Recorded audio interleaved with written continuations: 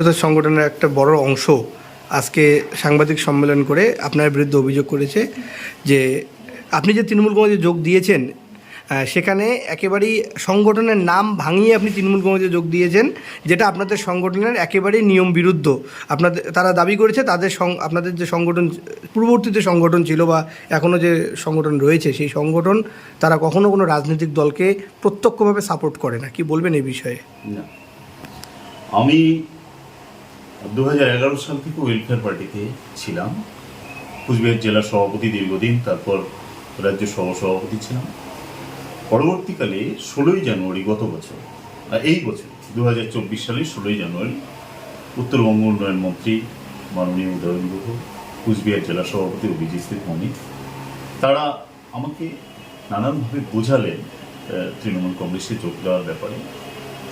আমি বুঝে সুঝে দেখলাম যে বিজেপিকে যদি ঠেকাতে হয় তাহলে শক্তিগুলোকে খণ্ড খণ্ড না করে একসঙ্গে উত্তর বাংলায় যেহেতু সবকটা সিট বিজেপি লোকসভায় নিয়েছে গত বছর, আমাদেরকে শাসক দলের পাশে থাকা হবে।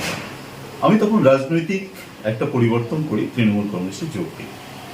কিন্তু 2019 সাল থেকেই তো আমি নশো শেখ সংগঠনটা করছি এবং আমি জেনারেল সেক্রেটারি সংগঠন। এখন তারা যেটা বলছে যে সংগঠনের নিয়ম বহির্ভূত তৃণমূলকে সমর্থন করে, আপনাদেরকে জানার জন্য বলি যে আমি রাজনৈতিক দল আমার তৃণমূল কংগ্রেস, কিন্তু সামাজিক সংগঠন নশো শেখ উন্নয়ন পরিষদ। নশো শেখ উন্নয়ন পরিষদ তৃণমূলকে সমর্থন করবে কিনা সে ব্যাপারে সিদ্ধান্ত নেওয়ার জন্য আমি তার আগেই সংগঠনের সেক্রেটারি হিসেবে বাইট দেওয়ার আগে আমি সেন্ট্রাল কমিটির যে 43 জন কমিটি আছে তার মতামত চেয়ে হোয়াটসঅ্যাপ গ্রুপে আমি একটা নোটিশ করি। সেখানে 35-36 জন সবাই শাসক দলের পক্ষ থাকার জন্যই মতামত দেয় যে এই মুহূর্তে আমাদের ভোট বিভাজন না করে বিজেপিকে ঠেকানোর জন্য, এবং যেহেতু আমাদের দাবি দাওয়াগুলো মুখ্যমন্ত্রী মেনে নিচ্ছেন, করেও দিচ্ছেন অনেক কিছু, আমাদের শাসক দলের সঙ্গে তৃণমূল কংগ্রেসে থাকা উচিত। তার জন্য আমি সাংবাদিকদের প্রশ্নে বরাবর বলতাম নশো শেখ উন্নয়ন পরিষদ এবার শাসক দলে থাকবে।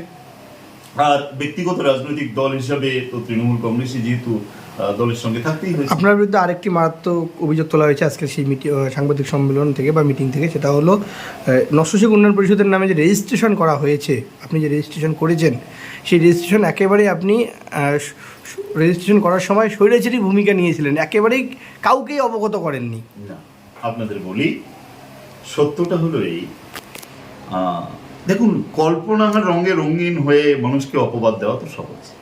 সত্যটা হলো 30 এপ্রিল আমাদের যে প্রেসিডেন্ট ফজলুর রহমান তিনি একটা নোটিশ করেন যে তার বয়স হয়েছে, তিনি সংগঠনে থাকতে পারছেন না, তার বের হয়ে যাওয়া উচিত, তিনি এখন লেখালেখি করবেন, তিনি আর সংগঠন করতে পারছেন না।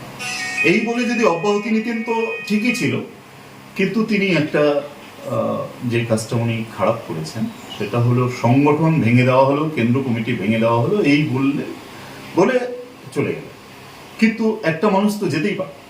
আমরা তখন 1 তারিখ 1 মে শিলিগুড়ির সংলগ্ন জটিয়াখালীতে সেন্ট্রাল কমিটির সব সদস্য প্রায় 43 জনের মধ্যে সেদিন 30 জন আমার ডাকে এসেছিলেন।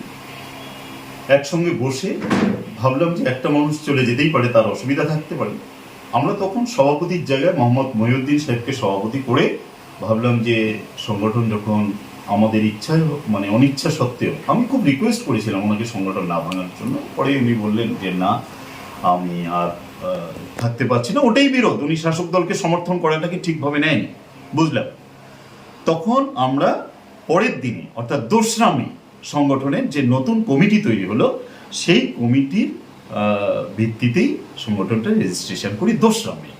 তার আগে রেজিস্ট্রেশন হয়নি, আর পরে যখন করি তখন আমরা তো আলোচনা করেছি, আমার কমিটি সবাই জানে, সেটা উনি জানার কথা নয়, উনি তো আগেই ভালো হয়ে গেছে। একেবারেই শেষ আর একটা বিষয় জানতে চাবো আজকে সেই মিটিং থেকে। একদিকে যেমন ফজলুর রহমান তিনি বলেছেন যে নশো শেখ উন্নয়ন পরিষদ কোনো রাজনৈতিক দল বা কোনো নেতা বা কোনো মন্ত্রীর নির্দেশে চলবে না, অঙ্গুলি এলনে চলবে না, এটা যেমন তিনি বলেছেন।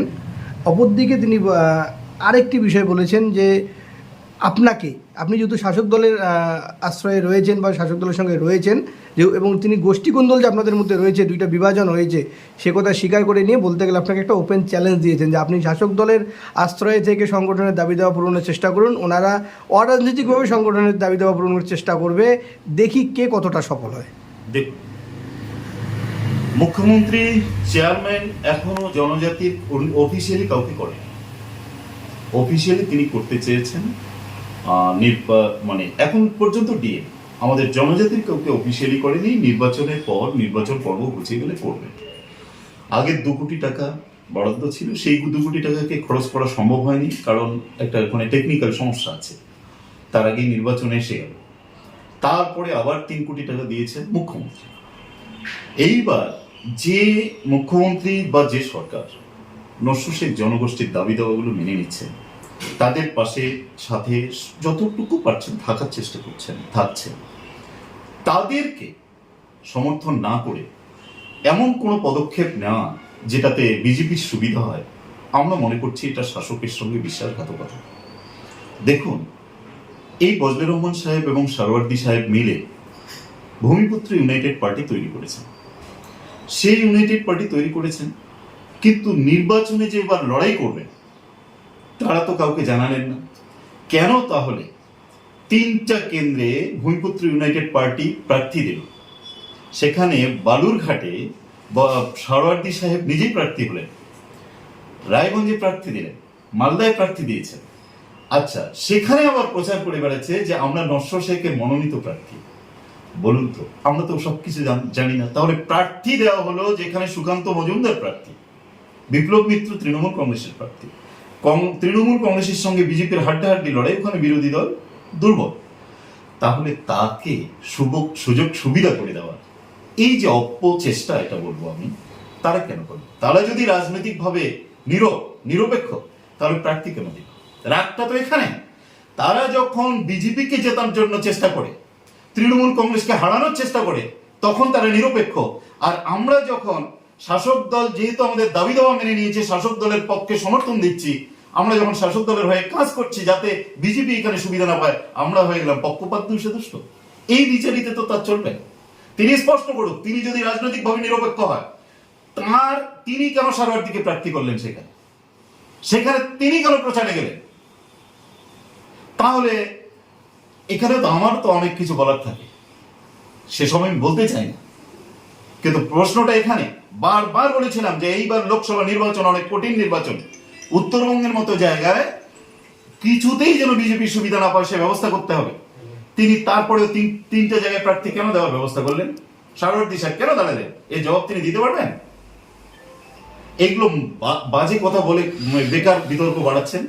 আমি বলবো, উনি শাসক দলের সঙ্গে বিরোধিতা করেই হোক, রাজনৈতিকভাবে নিরপেক্ষ থেকেই হোক, যা করতে চাচ্ছেন করুন, তার জন্য আমার শুভেচ্ছা রইল। আমি মনে করি এটা সামাজিক সংগঠন, মানুষগুলো নস্য শেখ জনগোষ্ঠী। আমাদের লোকসভা নির্বাচনের বড় চ্যালেঞ্জ বিজেপিকে কোনো স্পেস না দেওয়া। শুধু তাই নয়, রাজ্য সরকার যদি আমাদের দাবি পূরণ করে, তাহলে রাজ্য সরকারের কথা আমরা কেন শুনবো না? তাহলে দাবি আদায়ের বেলা রাজ্য সরকারের কাছে, আর নির্বাচন আসলে তিনি কিভাবে, রাজ্য সরকার কিভাবে হারে সে ব্যবস্থা আমাদের করতে হবে, এটা কোন কথা? আমি ওই নীতিতে বিশ্বাস করি না। যেহেতু রাজ্য সরকার আমার কথা রেখেছে, রাজনৈতিকভাবে তাকে সমর্থন করেছি, তার সাথে আমরা আছি।